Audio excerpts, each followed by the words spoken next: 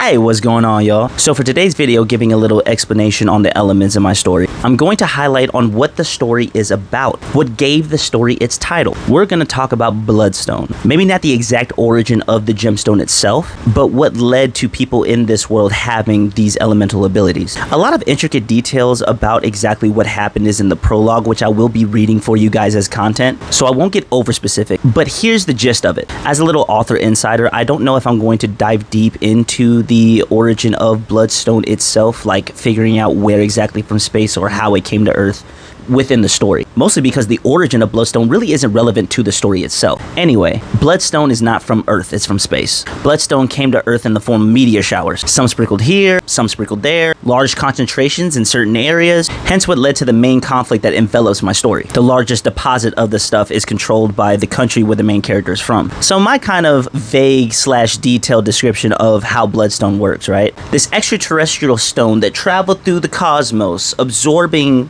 energy, lands on Earth. When humans come into contact with it at first, this kind of energy transfer happens, almost like humans were appliances and Bloodstone is the battery. It never had anywhere for this energy to go until we actually came in contact with it. The first generation of people to come into contact with this Bloodstone absorbed that energy. Back when Bloodstone was first discovered, people traveled in nomadic tribes. And once this large depository of Bloodstone was found, people started to collect around those areas. And as people collected around these areas, more people came into contact with the stone, developing abilities. Eventually, it did get to a point where there was really nobody who didn't come in contact with the stone, at least in the first generation of ability users. And going back to the humans or appliances analogy, some humans could handle this energy transfer better than others. Some people had more capacity. Some people were more naturally gifted in using these abilities. And as people intermingled, had kids, started families, the skills, talents, and natural abilities of their bloodline began to spread, also becoming more diverse. One of the biggest problems, though, is that even though this ability came from Bloodstone,